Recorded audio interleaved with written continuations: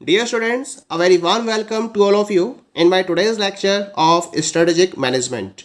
In today's lecture, we will discuss upon the second technique of business environmental analysis. And this technique is popularly known as Porter's 5 force model. यानी कि आज के lecture में हम potter's 5 force model को discuss करेंगे, जिसके basis पर कोई भी पर्टिकुलर फर्म अपनी इंडस्ट्री में प्रॉपर्ली एनवायरनमेंट को एनालाइज कर सकती है।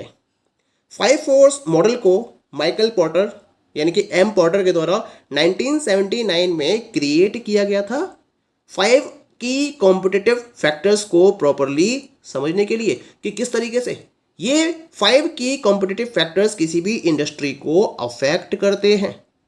इन फोर्सेस को कुछ इस तरह से आइडेंटिफाई किया गया है।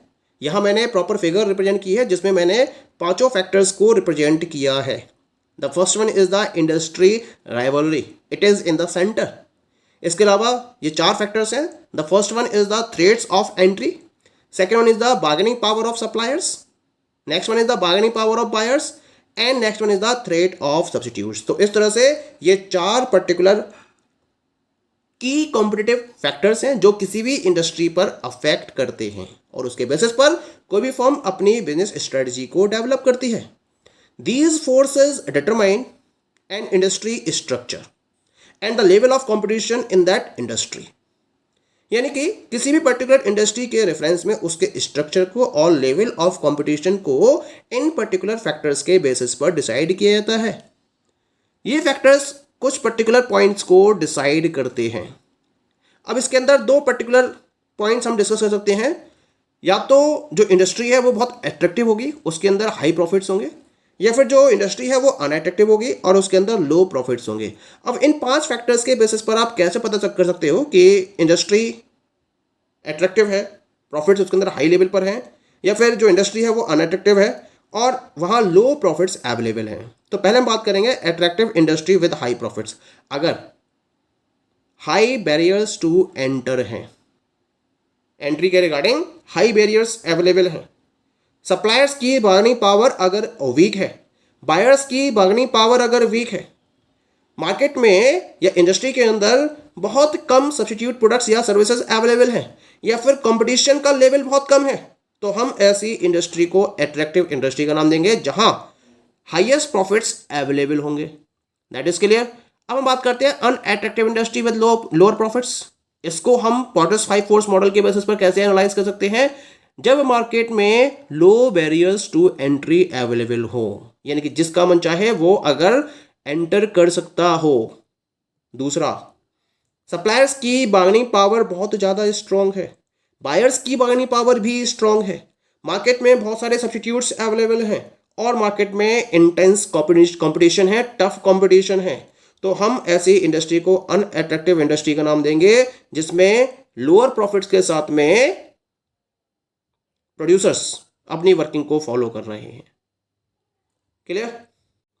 इसी वजह से हर स्ट्रेटजिस्ट की ये रिस्पॉन्सिबिलिटी है, ये जॉब है कि वो कंपनी की कॉम्पिटिटिव पोजीशन को इंडस्ट्री में प्रॉपर्ली इवैल्यूएट करे और ये आइडेंटिफाई करे कि वो कौन सी स्ट्रेंथ्स हैं या वीकनेसेस हैं जिनको एक्सप्लॉइट करते हुए पोजीशन को स्ट्रेंथनिंग प्रोवाइड की जा सकती है। फर्म को एक स्ट्रेंथ प्रोवाइड की जा सकती है उन पर्टिकुलर स्ट्रेंथ्स और वीकनेसेस को आइडेंटिफाई करना और कंपनी की कॉम्पिटिटिव पोजीशन को प्रॉपर्ली इवैल्यूएट करना। ये एक हर स्ट्रेटजिस्ट का एक प्रॉपर वर्कआउट होता है और इसके लिए हम पॉटर्स के 5 फोर्स मॉडल का यूज़ करते हैं, जिसके हेल्प से कोई भी फर्म अपनी स्ट्रेटजीज को फॉर्मुलेट करती है इस तरीके से कि ये ध्यान में रखते हुए कि एक पर्टिकुलर इंडस्ट्री के ऊपर इन 5 की फोर्सेस का क्या इम्पैक्ट है और इनको कंसीडर करते हुए अपनी स्ट्रेटजी को प्रॉपर फॉर्मुलेट कर सकती है।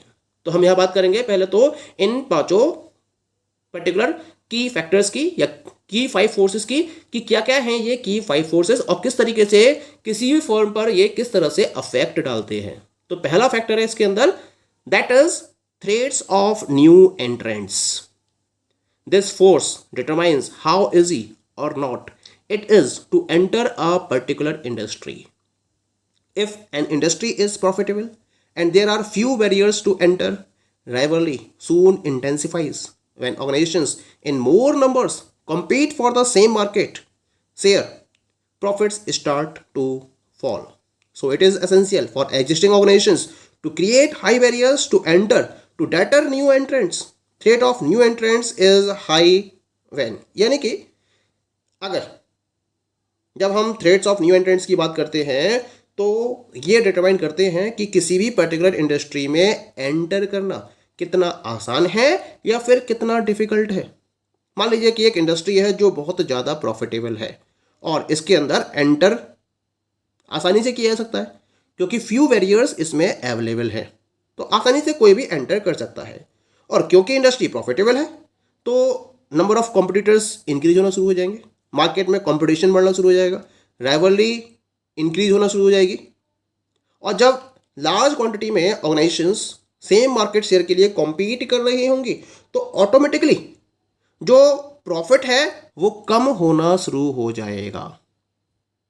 इसी वजह से ये जरूरी है कि जो एग्जिस्टिंग ऑर्गेनाइजेशंस हैं वो नए एंट्रेंट्स की एंट्री को रोकने के पॉइंट ऑफ व्यू से हाई बैरियर्स को क्रिएट करें। जब तक हाई बैरियर्स क्रिएट नहीं होंगे तब तक आप नए एंट्रेंट्स की एंट्री को स्टॉप नहीं कर सकते, और अगर ऐसा नहीं कर सकते तो एक टाइम के बाद आपका प्रॉफिट शेयर भी कम होना शुरू हो जाएगा। यहां हम बात करेंगे उन पर्टिकुलर फैक्टर्स की जो डिफाइन करेंगे कि मार्केट में थ्रेट्स ऑफ न्यू एंट्रेंट्स कब हाई होते हैं। तो threat of new entrants high होते हैं जब किसी भी पर्टिकुलर मार्केट में एंटर करने के लिए लो अमाउंट ऑफ कैपिटल की रिक्वायरमेंट होती है, पहला पॉइंट। दूसरा पॉइंट, जो एग्जिस्टिंग फर्म्स हैं वो किसी भी टाइप के पेटेंट को फॉलो नहीं करती हैं, ट्रेडमार्क को फॉलो नहीं कर पाती हैं, या फिर अपनी ब्रांड रेपुटेशन को बिल्डअप नहीं कर पाती हैं। तीसरा केस होता है उस पर्टिकुलर इंडस्ट्री में गवर्नमेंट ने किसी भी टाइप के रूल्स एंड रेगुलेशंस को फॉर्म नहीं कर रखा है नए एंट्रेंट्स के रेफरेंस में। Next one is the customers की जो लॉयल्टी है वो बहुत लो है, a very low customer loyalty is there in the industry. इसके साथ साथ जो प्रोडक्ट्स प्रोड्यूस किए जा रहे हैं वो नियर बाय आइडेंटिकल प्रोडक्ट्स हैं, डिफरेंशिएशन बहुत कम है प्रोडक्ट्स के अंदर, और जो इकोनॉमीज ऑफ स्केल है उसको आसानी से अचीव किया जा सकता है।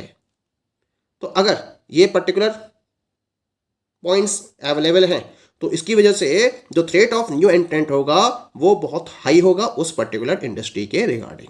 Okay, next second one is the bargaining power of suppliers.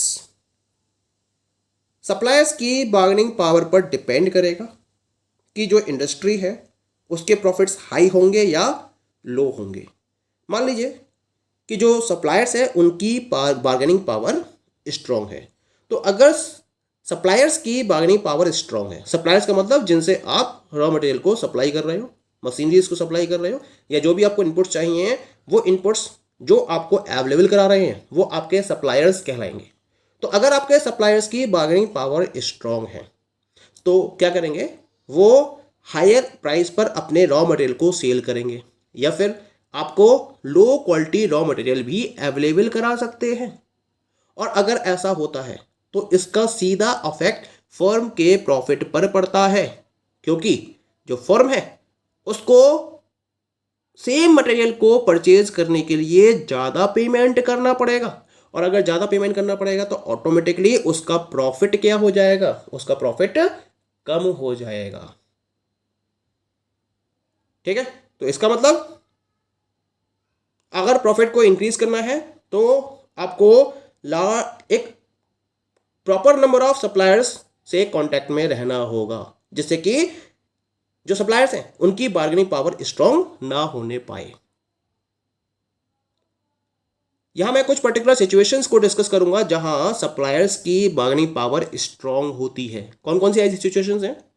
जब मार्केट में बहुत कम सप्लायर्स हों और बहुत ज़्यादा बायर्स हों, few suppliers but many buyers are available in the industry, तो वहाँ सप्लायर्स की बार्गेनिंग पावर स्ट्रांग होगी।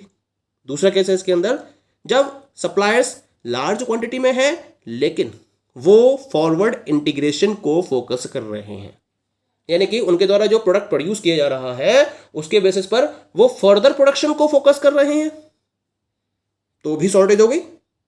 ठीक है, तीसरा हो गया, मार्केट में जो सब्स्टिट्यूट रॉ मटेरियल हैं वो बहुत कम अवेलेबल है, यानी कि जिस पर्टिकुलर रॉ मटेरियल की आपको रिक्वायरमेंट है उसका जो सब्स्टिट्यूट है वो भी बहुत कम क्वांटिटी में अवेलेबल है। Next one is the suppliers के पास स्कार्स रिसोर्सेस अवेलेबल हैं, जो सप्लायर्स हैं they are holding the scarce resources. और नेक्स्ट वन इज द जो रॉ मटेरियल को स्विच करने की कॉस्ट है वो बहुत ज़्यादा है, यानी कि अगर आप एक रॉ मटेरियल का ऑप्शन भी अवेलेबल है मान लीजिए, और अगर उसको छोड़कर आप दूसरे ऑप्शन की तरफ मूव करते हैं तो उस केस में वो आपको और ज़्यादा महंगा पड़ रहा है। तो इस वजह से भी जो आपके सप्लायर्स हैं उनकी बार्गेनिंग पावर स्ट्रांग हो जाती है। क्लियर? तो इस सेक्टर ये हो गया आपका सेकंड की फैक्टर जिसको प्रॉपर्ली एनालाइज किया जाना चाहिए according to the Potter.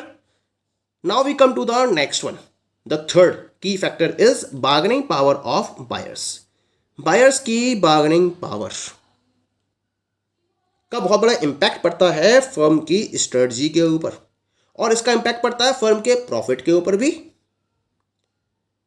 Suppose करिए कि बायर्स की बार्गेनिंग पावर अगर स्ट्रांग है तो क्या होगा? अगर बायर्स की बार्गेनिंग पावर स्ट्रांग है तो इस समय बायर्स के पास एक पावर ऑटोमेटिकली आ जाती है कि भाई वो आपके प्रोडक्ट को लोअर प्राइस पर डिमांड करेंगे। वो चाहेंगे कि आपके प्रोडक्ट को वो कम से कम प्राइस पर परचेज करें और आपसे हायर प्रोडक्ट क्वालिटी की भी उम्मीद करेंगे। तो एक तरफ तो वो चाहेंगे कि कम प्राइस पर आप प्रोडक्ट अवेलेबल कराएं उन्हें, और दूसरा प्रोडक्ट की क्वालिटी भी आपसे उम्मीद करेंगे कि वो आपको हायर प्रोडक्ट क्वालिटी अवेलेबल कराएं। इससे क्या होगा? इन दोनों ही सिचुएशन में फर्म का रेवेन्यू डाउन होगा और उसकी कॉस्ट बढ़ेगी, क्योंकि अगर वो लोअर प्राइस पर प्रोडक्ट अवेलेबल कराएगी तो इसका मतलब प्रोड्यूसर को लोअर रेवेन्यू अवेलेबल होंगे, और अगर हायर प्रोडक्ट क्वालिटी अवेलेबल कराएगी तो उस केस में उसकी प्रोडक्शन कॉस्ट भी बढ़ जाएगी।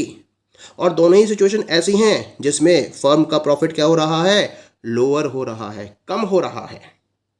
तो अगर बायर्स की बार्गेनिंग पावर स्ट्रांग है तो उस केस में भी उसका प्रॉफिट लगातार कम होता चला जाता है।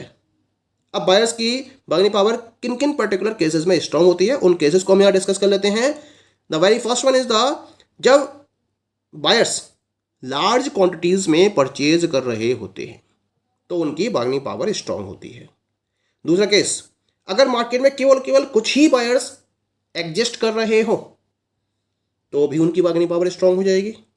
तीसरा पॉइंट है इसके अंदर, अगर जो कॉस्ट ऑफ स्विचिंग है टू अदर सप्लाईज वो बहुत कम है तो पॉसिबिलिटी है कि वो आपके प्रोडक्ट को परचेज न करके दूसरे कंपनी के प्रोडक्ट को परचेज कर लेंगे, क्योंकि कॉस्ट ऑफ स्विचिंग बहुत कम है, तो भी इनकी बार्गेनिंग पावर स्ट्रांग हो जाएगी। नेक्स्ट पॉइंट इज, अगर जो बायर्स हैं वो बैकवर्ड इंटीग्रेशन के पॉइंट ऑफ व्यू से थ्रेट क्रिएट करते हैं तो भी इनकी बार्गेनिंग पावर स्ट्रांग हो जाएगी। अगर मार्केट में बहुत सारे सब्स्टिट्यूट्स अवेलेबल हैं आपके प्रोडक्ट के रिगार्डिंग तो भी आपके बायर्स की स्ट्रांग बार्गेनिंग पावर स्ट्रांग होगी। और लास्ट केस इसके अंदर, अगर आपके बायर्स प्राइस सेंसिटिव हैं तो भी इनकी बार्गेनिंग पावर स्ट्रांग होगी। तो ये सारे कंडीशंस हैं, ये सारी सिचुएशंस हैं जो स्ट्रांग बायर्स बार्गेनिंग पावर को रिप्रेजेंट करती हैं। Clear? Now come to the next key factor, and this is the threat of substitutes. This force is especially threatening when buyers can easily find substitutes product with attractive prices or better quality, and when buyers can switch from one product or service to another with little cost. यानी कि इस factor को consider किया जाता है, इस force को consider किया जाता है उस केस में जब कस्टमर आपके द्वारा प्रोवाइड किए जाने वाले प्रोडक्ट के प्रॉपर सब्स्टिट्यूट को आसानी से सर्च कर सकते हो जो अट्रैक्टिव प्राइजेस में अवेलेबल है या फिर आपसे बेटर क्वालिटी में अवेलेबल है, या फिर जब बायर स्विच कर रहे हैं फ्रॉम वन प्रोडक्ट और सर्विस टू अनदर और उनकी स्विचिंग कॉस्ट बहुत कम है तो भी मार्केट में ये एक थ्रेटनिंग क्रिएट करता है। ये फैक्टर एक थ्रेटनिंग फैक्टर को क्रिएट करता है। जैसे मान लीजिए कॉफ़ी से टी की तरफ स्विच करना है तो ये तो बहुत आसान है, लेकिन अगर कार से बाइसिकल पर स्विच करना हो तो ये इतना आसान नहीं होता है, क्योंकि कॉफ़ी और टी दोनों एक प्रॉपर सब्स्टिट्यूट्स हैं, जबकि कार और बाइसिकल एक प्रॉपर सब्स्टिट्यूट नहीं है। Clear? Now come to the last one. The last one is the rivalry among existing competitors. जो एग्जिस्टिंग कॉम्पिटिटर्स है मार्केट के इंडस्ट्री के अंदर, उनके बीच में कंपटीशन का लेवल क्या है। This force is the major determinant on how competitive and profitable an industry is.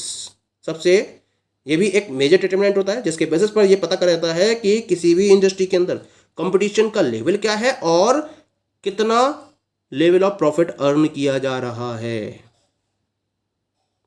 Competitive industry है अगर, तो उस कॉम्पिटिटिव इंडस्ट्री के अंदर जो फर्म्स हैं वो मार्केट शेयर को कैप्चर करने के लिए एग्रेसिव वे में फाइट कर रही होंगी एक दूसरे से। इससे क्या होगा, प्राइस कंपटीशन भी चलेगा और प्राइस कंपटीशन की वजह से प्रॉफिट्स भी कम हो जाएंगे। तो अगर कॉम्पिटिटिव इंडस्ट्री है तो प्रॉफिट्स कम होंगे, और अगर कंपटीशन बहुत कम है इंडस्ट्री के अंदर तो प्रॉफिट्स हाई लेवल पर भी होंगे। यहां मैं कुछ पर्टिकुलर फैक्टर्स की बात करूंगा जहां जो लेवल ऑफ कंपटीशन है वो काफ़ी हाई होता है। जब ऐसा कब कब होता है, when there are many competitors. जब मार्केट में कॉम्पिटिटर्स बहुत ज़्यादा नंबर्स में अवेलेबल है, इंडस्ट्री के अंदर कॉम्पिटिटर्स नंबर ऑफ क्वांटिटी में अवेलेबल है, एग्जिट बैरियर्स बहुत हाई हैं, यानी कि अगर कोई भी कॉम्पिटिटर अपने बिजनेस को क्लोज करता है तो उसकी कॉस्ट बहुत ज़्यादा होगी क्लोज करने की, तो भी ये केस बनेगा। या फिर जो इंडस्ट्री की ग्रोथ है वो कम है या फिर नेगेटिव है, तो हर कोई क्या करेगा, उस स्लो ग्रोथ या नेगेटिव ग्रोथ में से अपने शेयर को कैप्चर करने के लिए कंपटीशन का लेवल बढ़ा देगा। या फिर जो प्रोड्यूसर्स हैं जितने भी, उनके द्वारा प्रोड्यूस किए जाने वाले प्रोडक्ट्स डिफ्रेंशिएटेड नहीं है और इनको एक दूसरे से आसानी से सब्स्टिट्यूट किया जा सकता है, तो भी केस बनेगा इंटेंस कंपटीशन का। या फिर जो कॉम्पिटिटर्स है वो इक्वल साइज के हैं, यानी कि हर किसी का जो रिसोर्स बेस है वो इक्वली है, तो भी कंपटीशन का लेवल टफ हो जाएगा। या फिर जो कस्टमर्स की लॉयल्टी है वो लोअर है, तो भी कंपटीशन टफ लेवल पर चलता चला जाएगा। तो ये सारे फैक्टर्स हैं जिनकी वजह से मार्केट में इंटेंस कंपटीशन फेस किया जाता है विद इन द इंडस्ट्री। तो इन पर्टिकुलर फैक्टर्स को प्रॉपर्ली एनालाइज करते हुए कोई भी पर्टिकुलर फर्म उस पर्टिकुलर इंडस्ट्री में अपनी स्ट्रेटजी को प्रिपेयर कर सकती है और उसके अकॉर्डिंग अपने वर्किंग को फॉलो कर सकती है। Okay, thank you.